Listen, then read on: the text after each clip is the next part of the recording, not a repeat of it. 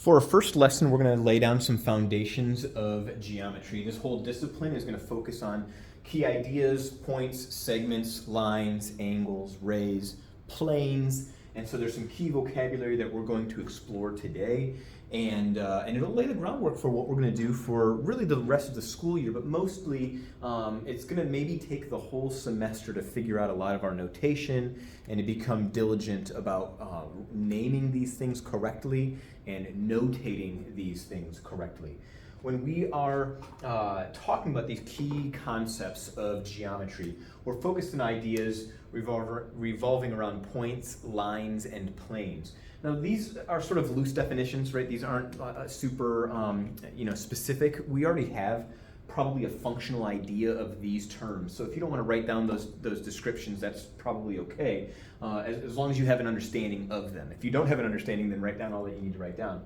What we care about today, though, is I want to focus on these diagrams. I want to focus on the notation. Being able to identify a point in a diagram is huge, right? Noticing that this is point A in this diagram. This is point P. We have a dot and a capital printed letter. So if we are going to name a point, we don't have to write the word point, we just write the letter. If we're naming a line, there's multiple different ways that we could name a line or describe it using notation, so that when I use this symbol, or if you use this symbol, I know that you're saying, oh, this is line AB. That means point A and point B are on this line. All the other points that are between point A and B, all the other points that are outside of points A and B but on that line, are on that line AB. You can also name this line with the letters reversed. As long as you have the capital letters and the double arrow above it, this is referring to the same thing. It might seem a little silly to call this BA because we read from left to right, but if I were to stand behind this line, then I would see B and A from my perspective would be the order in which I would see those letters. So the order of the letters doesn't matter. What matters is that you have capital letters, that you use only 2 of the letters that are on the line, and that you have the double arrow above. This notation we are not typically going to use. It might come up today, it might come up in class, but we will rarely use that beyond certain units in the year. So you're probably not going to see it come up too much, but there may be a single italicized or cursive letter that we would name the line. So we would name this line L. L, you notice, is not a point. It's just the name of the line. I could call it line M if I wanted to, or if the diagram did. Finally, we have the idea of a plane. And a plane is named by the points that are on the plane. You would use 3 or more of the non-collinear points. Typically, we have a plane described as a quadrilateral, as like a rectangle, and so we'll just name the corners of the rectangle. Again, in kind of whatever order. Usually I pick a point and I go clockwise or counterclockwise. It doesn't have to be alphabetical. You don't necessarily want to zigzag all over the plane, but 3 or more of the non-collinear points is how we would name the plane. Another way, kind of like this, we typically won't name the planes in this way, like we don't typically name the lines with a single italicized letter. You can name a plane with a single italicized capital letter, all right? Little nuances there, and right now, if you could have the descriptions, the diagrams, the notations, that would be great. We'll also do that for these specifically defined terms as well. Here we're going to define angles, opposite rays, and segments. Now, these are not new concepts by any means, but we might need to add a little bit to the definition. So if you want to have those descriptions down, great. But as there's some specific ones that I want to make sure that we have done really well, because I think that these are the places where we have the most confusion. Based on what I've seen students make, what mistakes I've seen them make, I want to make sure that we are sort of nipping that in the bud as soon as possible, and we'll also address it in class depending on your questions. So a segment is, obviously, you know what a segment is, but when we see it in a diagram, we name the endpoints. If we have points that are on the segment, we still only name the segment based on the points that are on the endpoints. So this is segment AB. We could also name it backwards as segment BA, as long as we have the bar above, no arrows. All right, the arrows denote that, hey, this thing extends beyond this point, all right? And so you'll see that with the ray, where we have ray mn, where the ray has an endpoint at m, just like there was an endpoint at A and B. There's an endpoint at m, but it goes past point n. If I had other points on this, let's go Q and R, MQ is the same ray as MN. If I'm going from this endpoint this direction forever, that's MQ, or it's MR, or it's MN. It's all the same name for the same, I'm sorry, they're all different names for the same ray, okay? So if there's other points on here, there's maybe multiple ways in which we could name the ray. This is not backwards. We will never, ever name it backwards. Even though it looks like there's an end point at M and it goes in the direction of N and past it, we will not name it with the arrow pointing to the left ever. The arrow will always point to the right. Even if the ray points to the left, we would call this ray PQ. That would be the notation we would use for this diagram, okay? I know that might be a little confusing. That's okay if it's confusing. This is just how it is. When it comes to opposite rays, these are rays that not just go in opposite directions, they don't overlap, they just share the endpoint. So ray TU and ray T, that direction S, are opposite rays. Ray TU and UT are not. So ray UT goes this way, ray TU goes that way. Those are not opposite rays. But Mr. Hibbett, they go in the opposite direction. Yes, they do, but they are not opposite rays because they do not share the same endpoint. That's a requirement of the opposite rays, okay? The last of these defined terms that we're going to focus on is angle. And so an angle, this notation is familiar. This is part of your curriculum in the elementary grades, and so I know that this is not necessarily a new concept. It's probably just been several years since you've seen it. And so we can name an angle multiple ways. We can name it by a number. That's not the degrees. That's not the measure of the angle. If it was the measure, we'd have a little degree symbol.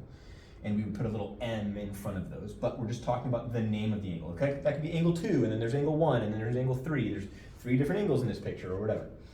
In this diagram, we can also name this angle just by the vertex, just by Q. And finally, we can name this as the 3 letters that carve out those 2 rays. So I could go in order. I could say angle PQR, like is listed here, or I could start from the other ray and say RQP. The key here is that the vertex is in the middle. Now, we are going to focus on naming angles using 3 letters as often as possible because then that avoids any confusion. Sometimes you'll have a diagram where there are a couple angles and they share the same vertex. So if this is A, B, C, D, I can't just call this angle B because is this also angle B? We want to make sure that we're being specific. So we have angle ABC and angle CBD. And we have the big angle ABD, the whole big thing. They all have a vertex at B.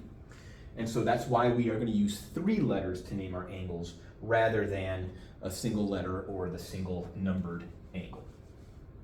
All right, so there are ways to name those. Some of them we'll just avoid to try to avoid confusion. All right, and so we'll try to make this as easy as possible for you. This vocabulary, have that table accessible so that you can reference those items, those diagrams, and the notation. Our next vocabulary term is colinear. And these are things that are on the same line. So points that are on the same line, segments that are part of the same line, they are colinear. Rays that are part of the same line, we had ray UT and TU. They weren't opposite rays, but they are colinear rays because they're on the same line. So colinear is here's an idea where I've got a bunch of kind of lines drawn. I've got points on the diagram here. Draw that to the best of your ability. Pause the video as needed. Points A, B, and C. Are these points A, B, and C on the same line? Yes, they are. Name the line. So I'm going to say yes, and then I'm going to name the line. The line, I can call it really several different ways. The notation says 2 letters with the double arrow above. So I'm going to call this AB. I could also call it BA if I wanted. I can call it line BC, or I could call it CB if I wanted, right? It's the same idea.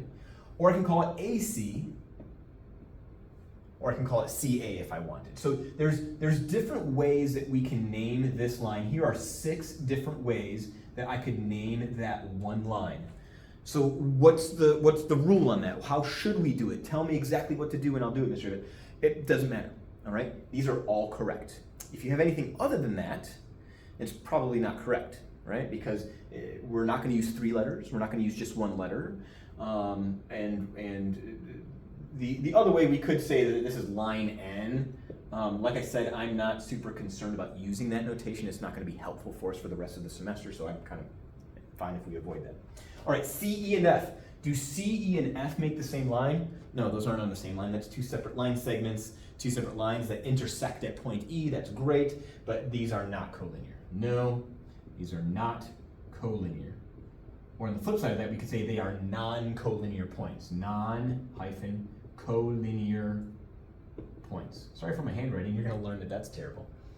A, D, and E. Now this one's iffy. There is not a line or segment connecting them, and so we don't know. We're going to say not collinear. Points B and D. Now there is not a line drawn to connect point B to point D in this diagram, but are they collinear? Yes. All right, this is a little bit, it's not in the picture. How do you know that they're on the same line? I can connect the dots, right? We can do that. We know that when you were graphing in Algebra 1 and in pre-algebra, maybe even as early as early middle school, late elementary school, you would have 2 dots and you would connect the dots and that would make your line, right? You'd use a straight edge, you'd use a ruler, and that would make a line. So we would name this line either BD, or what else could you name it? Give it another name.